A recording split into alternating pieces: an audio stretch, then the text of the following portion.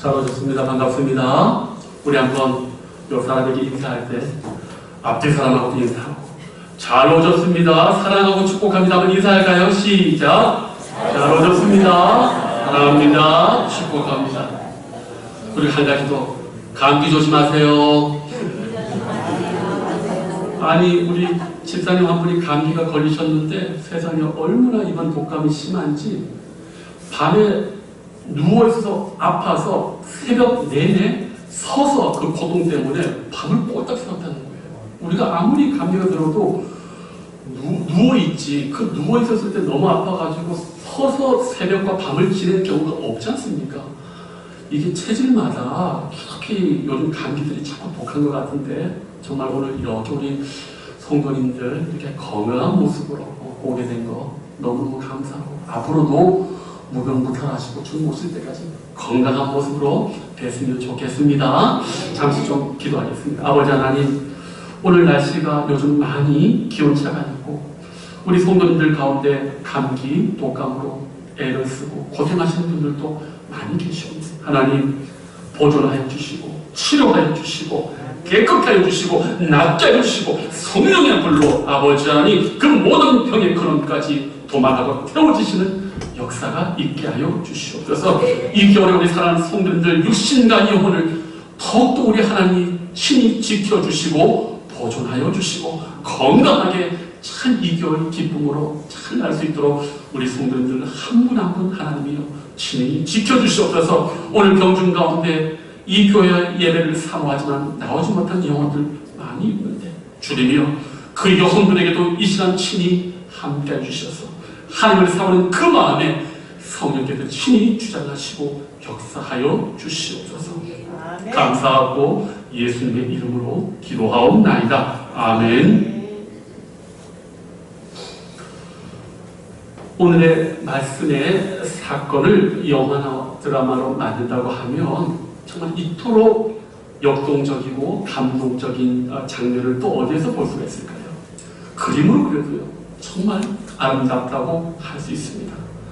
예수님이 말씀하시는 가운데 천장이 뜯어지고 침상이 내려오고 그 침상에 연약한 마비된 중풍 환자가 있고 그 위에서는 4명의 사람들이 밧줄을 이렇게 들면서 그 이마에 땀이 송글송글하면서 모든 사람들이 놀라는 상태에서 다 이렇게 내려올 때 우리 예수님께서 그 이렇게 보시는 이 모습이요 영화, 드라마, 그림으로 봐도요 너무너무 감동을 주는 모습이에요. 그런데 우리 성도님들께서는 이 말씀을 대하면서 이렇게 좀 은혜를 받는 반면에 소위 더 깊은 의미에서 하나님의 말씀을 연구하고 이 메시지를 퍼올리는 목회자나 신학자 그리고 말씀의 연구가들은 좀 더 다른 차원에서 오늘 말씀을 평가합니다.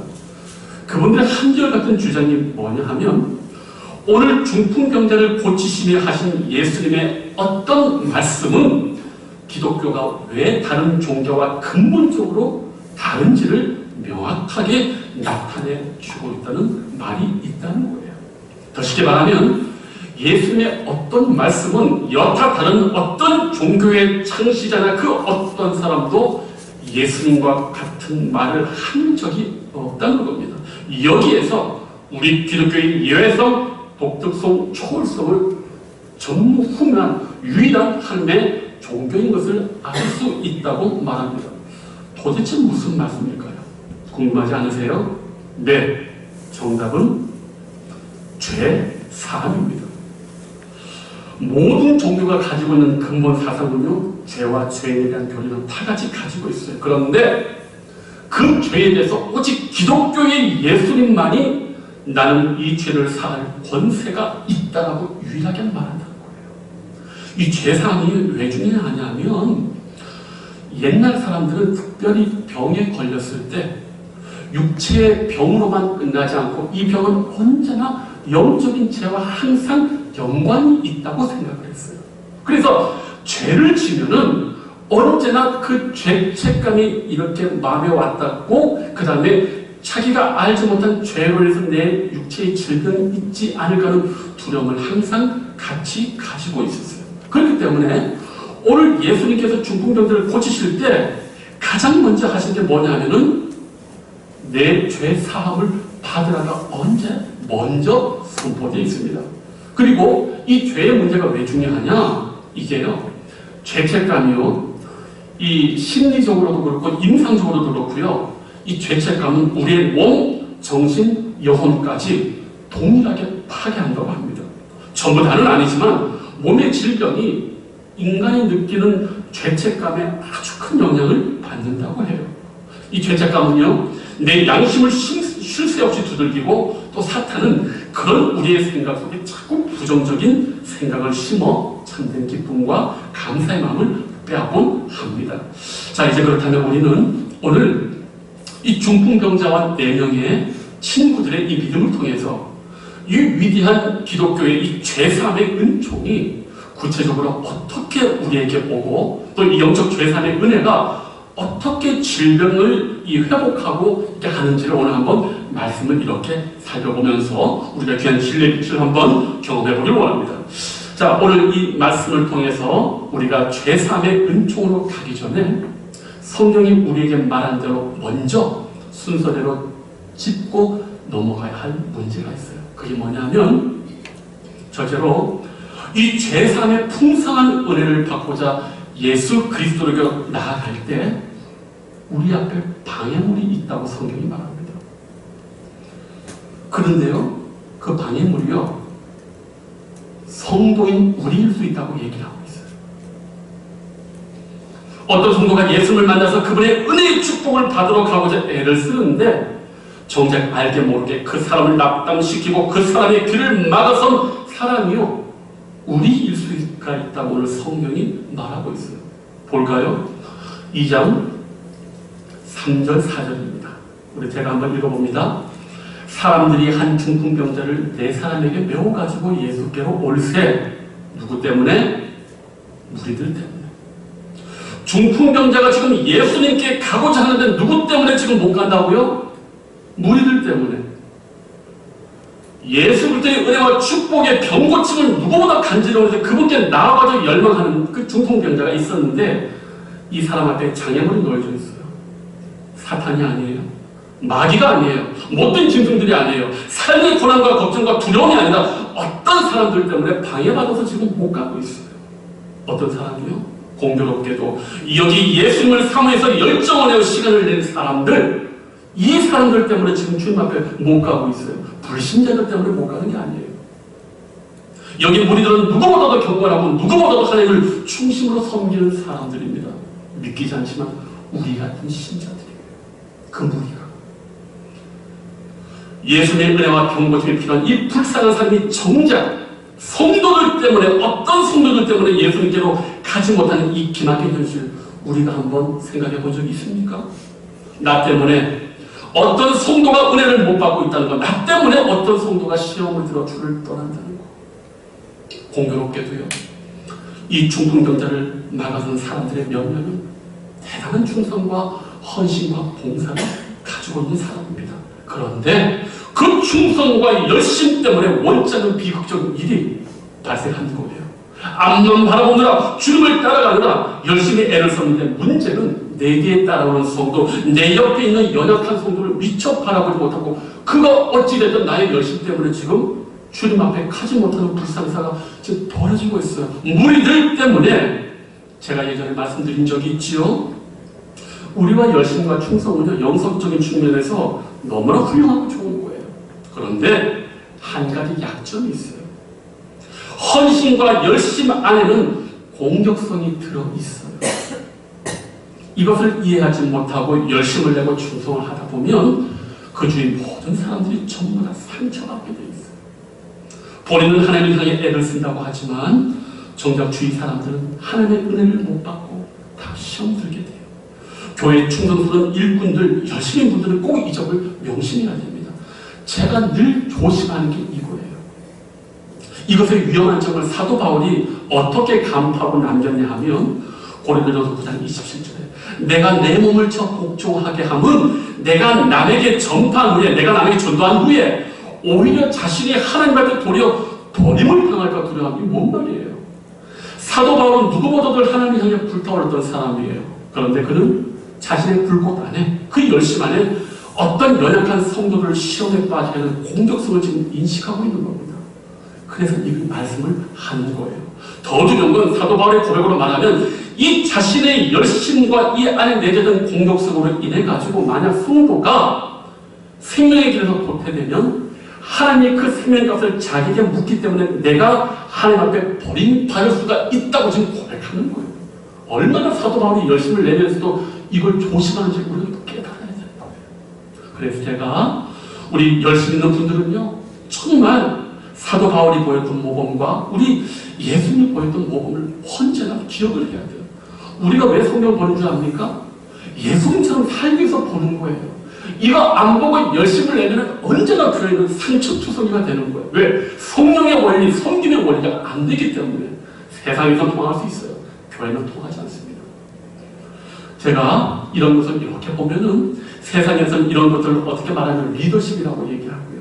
우리 기독교는 이끄는 리더십이 아니에요. 서번트십, 종의 섬김으로 얘기를 해요. 그런데 이렇게 리더십이나 섬김도 종류가 있어요.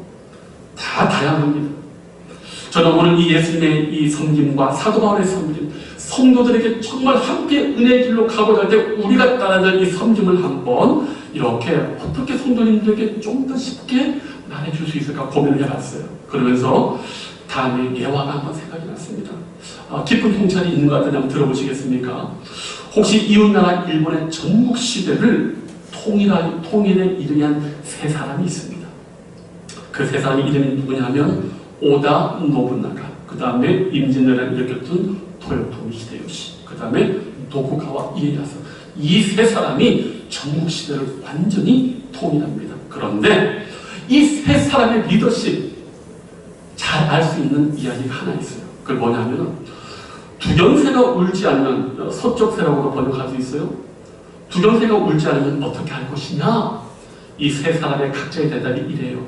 오다 노부나가는 두견새가 울지 않으면 그 자리에서 죽여버리겠다. 왜? 울지 않는 두견새는 쓸모가 없기 때문에.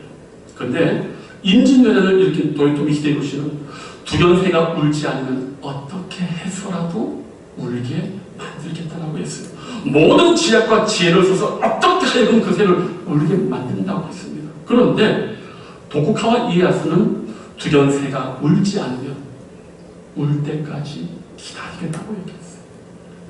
아마 대부분의 사람들은 이 세 사람에게 보여주는 리더십을 가지고 있어요. 우리가 같이 일해보면 거의 다 이 세 가지가 다 드러나게 돼 있어요. 예수님과 사도 바울의 섬김을 이야기할 때 첫 번째 오다 노부나가는 아니에요. 두견새가 울지 않다고 그 자리에서 죽여버리는 그런 식의 하나님의 우리의 사랑이라면 여기 지금 우리 이 자리에 남아날 사람 하나도 없어요. 아마 우리 예수님과 사도 바울은 언제나 성도들을 하나님의 은혜의 자리로 이끌려고 어떻게 해서든 은혜 끼치려고 애를 쓰고, 그리고 그렇게 하시면서 강압적으로 하지 않으면서 인격적으로 그들에게 다가서고 그들의 반응을 기대하시면서 기도하시면서 오래 기다리셨다고 저는 봅니다. 사랑하는 성도님들, 열심과 충성은 얼마나 교회에 대해서 우리 성도를 섬기는 데 중요한지 몰라요. 너무너무 중요한 것이에요. 그러나 그러한 충성과 열심 속에 잠재 있는 이 공격성이 내가 알지도 못하는 상태에서 하나님의 은혜의 자리로 나오고 은혜 받고자 하는 그 사람에게 상처를 주고 있다는 이 추노한 교훈을 오늘 성경은 일부러 무리들 때문에 못한다라고 일부러 꼭 집어서 이야기를 하고 있어요. 사랑하는 성도님들, 우리가 이걸 기억하면서 늘 함께하고 함께 열심을 내는 사람들에게 좀 둘러보고 그들의 마음을 다치지 않게 하고 함께 손잡고 주님의 일을 하는 그런 은혜가 있기를 축복합니다. 자, 그렇다면 이 무리와는 반대로 오늘 예수 그리스도 앞에 은혜를 받으러 가는 사람에게 힘을 주고 위로를 주고 축복의 통로가 되는 사람은 어떤 사람일까요? 여기 나와 있죠? 중풍병자의 침상을 든 네 사람. 이 사람은 당연히 친구라고 여겨져요. 그런데 이 사람들이요, 어떻게 지금 이 중풍병자를 섬기는지 한번 이렇게 살펴보면요, 놀라운 점이 많이 있어요. 첫째로요, 이 지금 네 사람이 돕고 있는 이 중풍병자가요, 몸을 전혀 다루지 못합니다. 쉽게 말하면 효율적인 측면에서 봤을 때 이 사람은 아무짝에도 쓸모가 없어요. 이 4명의 사람이 친구라고 하더라도 만약에 우리 주변에 이런 친구가 내 옆에 있다. 이거 유익이 되는 게 아니라 골칫거리예요. 솔직히. 그렇지 않습니까? 그럼에도 불구하고 이 내 친구는 이 수고롭고 번거로운 일을 지금 이 친구를 위해서 하고 있어요. 자, 근데 여기서 한 가지 좀 더 고려할 것이 있습니다. 뭐냐면 제가 특별히 복음서, 이 마태마가 누가 요한복음을 설교할 때마다 꼭 참고하는 자료가 있어요. 이분은 그 유대인으로서 유태교에 몸담았다가 1830년도에 개신교 목사가 되는, 정통 유대인에서 개신교 목사가 되는 분이신데, 이분이요 아주 유명한 책 하나를 1800년도에 냈어요.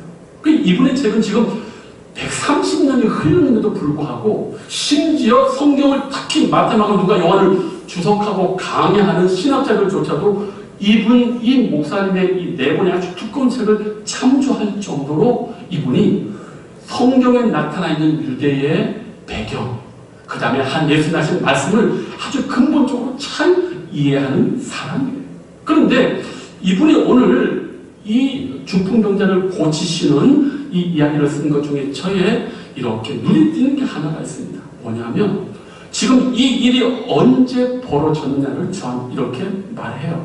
알다시피 여기 가버나움에 오신 건요, 성경을 면밀하게 분석해서 종합해보면 이 갈릴리 여행의 2번째입니다. 그런데 이때를 어떤 계절로 여기냐면 가을로 여겨요. 그런데 그 가을에 와서 일을 하시다가 여기 수일 후에라고 돼 있지 않습니까? 그럼 우리가 보통 생각하기에는 여기 며칠 후니까 요 날짜 계절이 가을이라고 하는데, 이 수일 후에라고 번역된 이 단어는 원래 많은 시간이 흘렀을 때를 이야기하는 거예요. 그러면 가을에 와서 지금 이 가버나움에서 계시다가 수일 후라는 건 뭡니까? 이때가, 이 목사님은 이때를 뭘로 이야기하면 추운 겨울로 이야기하는 거예요. 우리가요 어떤 사람을 돕고 먼 일을 할 때도요, 날씨 좋고 선선할 때 우리가 일하기 좋은데, 지금 이 사람을 4명이 들고 가는 게 언제냐 하면은 봄날도 아니에요. 어떤 날이라고요? 추운 겨울이에요. 이해하십니까? 이 친구들이 지금 얼마나 이 친구, 이 중풍병자를 위해서 애쓰는지. 보통 우리가 무슨 일 시키면은 안 그래도 화가 나는데 날씨까지 안 되면 또 짜증나잖아요. 그렇잖아요. 우리 집도 있지 않습니까? 뭐 심부름 시키도 좀 하다가 밖에 뭐가 온다, 기분이 안 좋다 그러면 아빠한테 막 뭐라 하고 막 화를 냈어요. 그게 우리 기본이에요. 그런데 보십시오. 이 돈도 안 되고 자기들 인생에 전혀 도움이 안 되는 이 사람을 마침 예수님 오셔서 데려가려고 하는데 그때가 추운 겨울이었대요. 우리의 이기심과 경제적인 논리로는 일하기 힘들죠. 자, 그런데 또 여기 또 이들의 이 섬김에 귀한 게 뭐냐면, 여기 이 사람을 이렇게 들었다고 하는 여기 그 침대 있지 않습니까? 상을 들었다고 했다는데 이 상도 되게 독특해요. 여기 중풍병자가 누운 상은 이 헬라 시대 때 가장 가난하고 보잘것없고 연약한 사람들이 쓴 침대를 일컫는 그 단어가 정확하게 쓰여져 있어요. 그러니까 예수 앞에서 내려오는 그 상과 침대는 폼이 좋고 보기 좋은 게 아니라 그 사람처럼 낡고 더럽고 찢어지고 깨어진 곰팡이였은 그런 침상이에요. 그거를 이 내 친구가 몸이 바짝 맞는 친구를 위해서 끌고 오는데 겨울이라고 이 목사님은 얘기를 해요. 그렇다고 생각한다면 오늘 우리는 참 이해할 수 없어요. 도대체 무엇 때문에 이 세상이 눈여겨보지 않은 이 친구를 자신들에게 도움이 전해진 이 말라 비틀어진 사람을 위해서 이렇게 애를 쓸까? 무엇 때문에 이렇게 애를 쓸까? 정답은 하나죠. 어떻게 해서든지 이 중풍병자 친구가 예수님께 가르쳤다. 예수님의 은혜의 자리까지 이끌려고 하는 거 비교가 되죠. 많은 사람들은 혼자 은혜 가지고 딱 버티고 있어가지고 중풍병자 못 들어가고 있는데 이 4명의 친구는 그 길을 뚫고 문 앞에는 너무 사람 많으니까 옆에 계단을 뚫고 내리는 거예요. 오늘 우리의 모습이 도대체 어떤 모습이 될까요? 우리의 섬김이 도대체 어떤 섬김이 될까요? 우리가 신앙생활하고 내 옆의 분들을 생각할 때 꼭 기억해야 될 것이 있어요. 나를 통해서라도 나와 함께하는 신앙생활하는 분들이 어떻게든 예수님을 만나고 그 예수님의 풍성한 은혜에 경험할 수 있도록 해주는 게 제일 중요해요. 내가 밥 사주고 내가 차 사주고 하는 한계가 있어요. 그러나 우리 하나님은 달라요. 일단 그분이 하나님만 만나기만 하면 놀라운 축복과 은혜와 권능이 우리 하나님께 내려오기 때문에 우리가 언제나 최고로 잘해줄 수 있는 건 뭡니까? 내 옆에 있는 성도들 주님 앞에 더욱더 가까이 거기에 가게끔 해야지 부지불식간에 막고 은혜를 끼치는 것이 아니라 시험을 주고 상처를 주는 그런 우리의 모습이 있을 수가 있거든요. 사랑하는 성도님들, 저는 우리 성도님들이 정말 이 무리들 아니라 내년의 친구들처럼 입말라 비틀어진 사람을 아까 그 목사님 말이 맞았는데 그 추운 겨울에 어떻게든 그리스도 앞으로 예수님을 만나게 하려고 애를 쓰시는 그런 우리 사랑의 성도님들 축복의 통로가 되시길 주님의 이름으로 축복합니다. 이제 마지막으로 우리는 이 죄사함의 은총을 한번 이렇게 좀 살펴보겠습니다.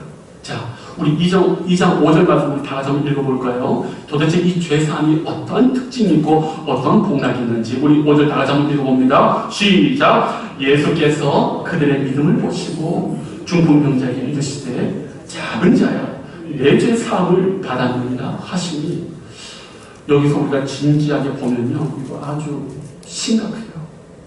신학적으로 아주 혼동스러운 지금 문제가 있어요. 왜? 지금 중풍병자를 향한 예수님의 죄사함의 은총이요, 중풍병자는 어떠한 고백과 어떤 회개와 어떤 행동도 없어요. 그죠? 마비된 사람이 뭘 하면서 눈만 멀뚱멀뚱 뜨고 있는데, 회개를 했거나 고백을 했다면 문제는 달라지는데 눈만 멀뚱멀뚱 뜨고 있는 거예요.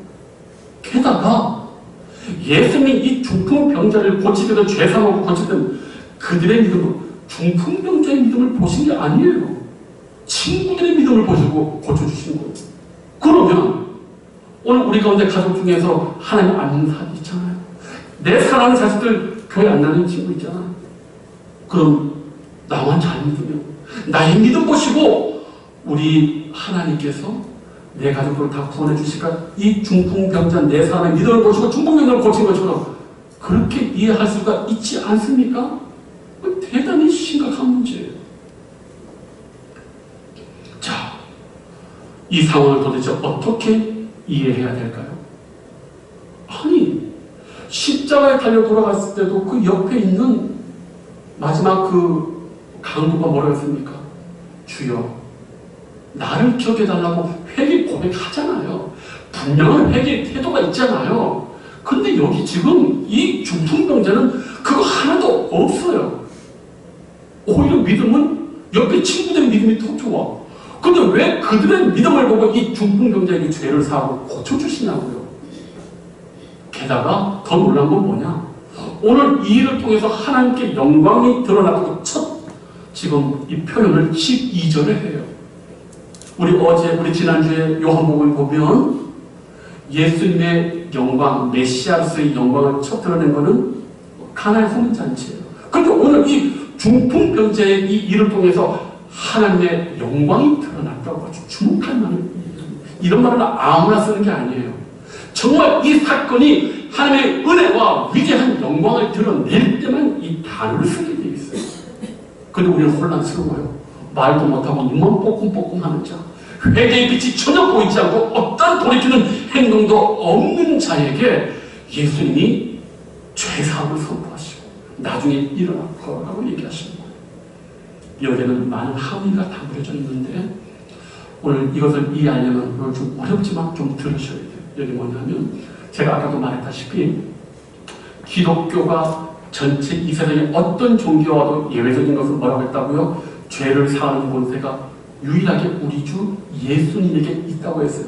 공자고 노자고 장자고 부처님이고 마음에 들고 자기 스스로 인간의 죄에 대해서 죄를 사할 권세가 있다고 말하는 사람은 없어요. 그런데 예수님만 죄를 사는 권세가 있다고 했거든요. 그런데 아까 제가 말씀 안 드린 한 가지가 더 있어요. 죄 사는 권세와 더불어서 하나님께서 이 죄 사는 축복을 주실 때 하나님의 이 은총의 자리로 사람을 부를 때 아무 조건이 없는 게 특징이에요. 무슨 말이냐면 세상의 모든 종교들은요, 죄인을 그냥 받아주지 않습니다. 이 세상의 모든 종교들은 죄인이 죄사함을 받고자 할 때 언제나 전제 조건이 있어요. 뭡니까? 죄인이 더 이상 죄인의 길을 그치고 회개할 때까지는 그를 받아들이지 않아요. 죄인인 그들을 먼저 회개자로 만든 다음에 그들의 종교와 신에게로 인도합니다. 그러나 오늘 예수님은 전혀 그렇게 하지 않아요. 이게 오늘 하나님의 영광을 드러낸다고 지금 마가가 이야기하는 거예요. 뭡니까? 예수님은요, 죄인을 있는 모습 그대로 먼저 받아들인 다음에 그에게 풍성한 하나님의 죄사함의 은총을 선언해 주셔요. 그 다음에 그를 회개자로 만들어요.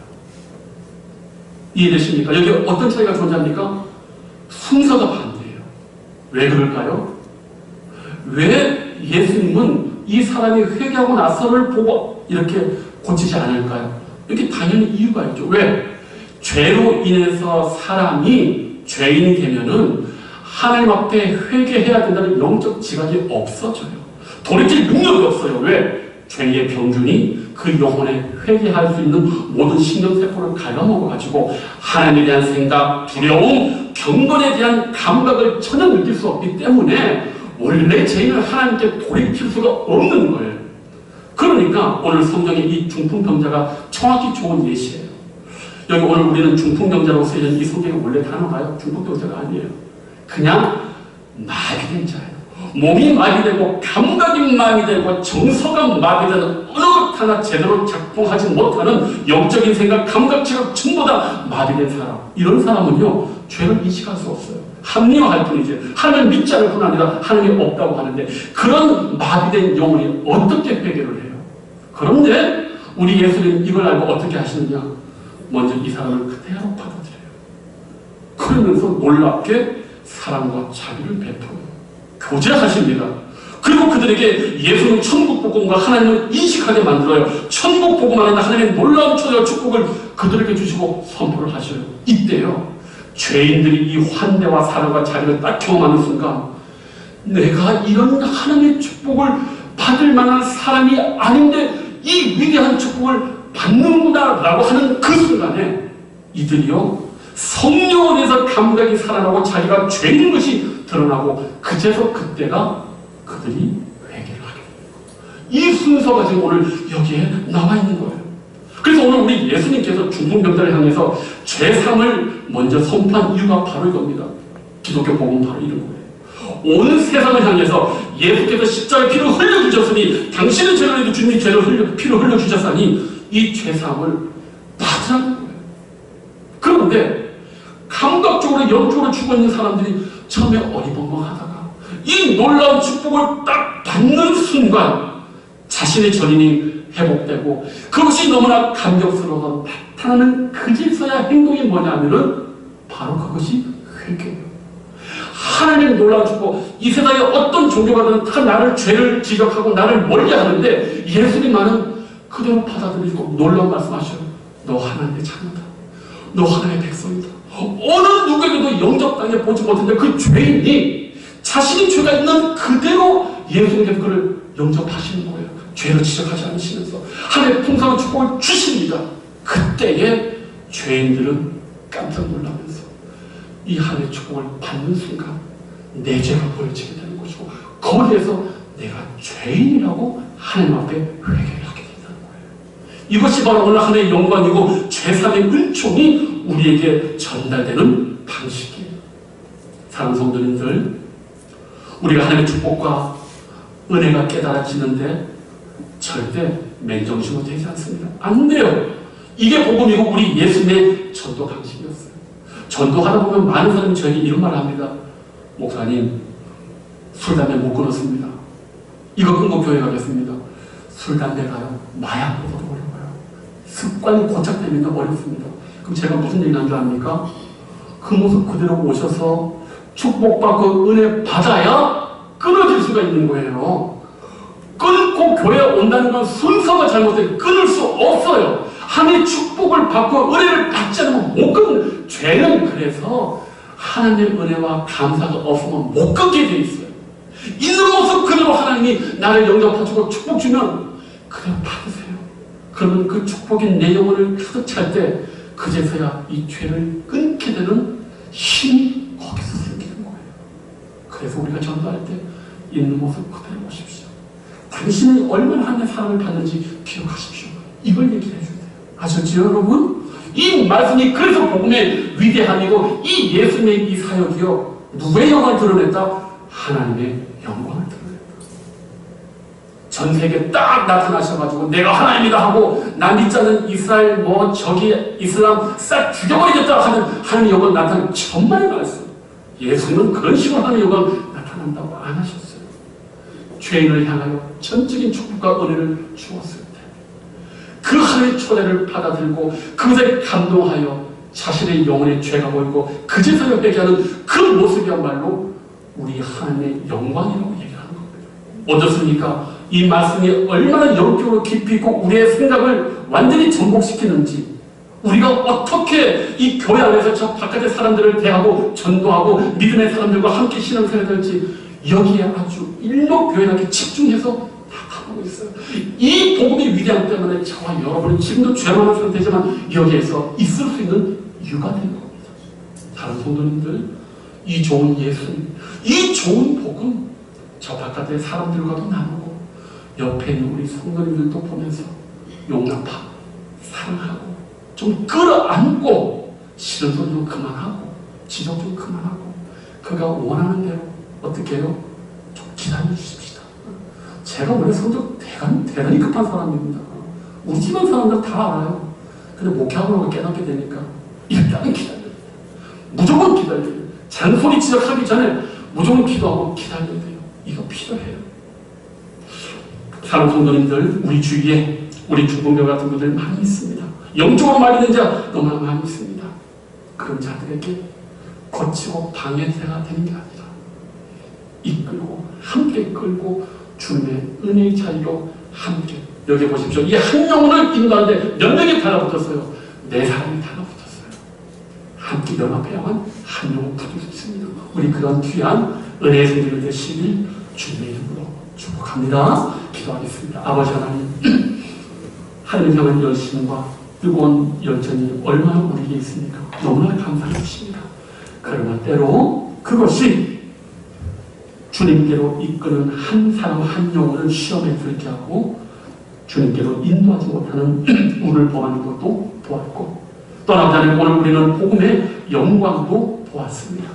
우리가 보기에 연약하고 죄되고 문제가 많은 사람들 주여 그들을 먼저 바라볼 때 주님의 사랑과 환대와 축복을 먼저 그들에게 말하는 은혜가 있게 해주셔서 우리 교회가 더욱더 아름다운 교회 사랑과 충성과 은혜와 배려가 넘치는 그런 하나님의 교회 복음의 영광이 드러나서 하나님께 영광 올려드리는 그런 교회 되어줄 수 있도록 주님 도와주시옵소서. 감사하고 예수님의 이름으로 기도하옵나이다.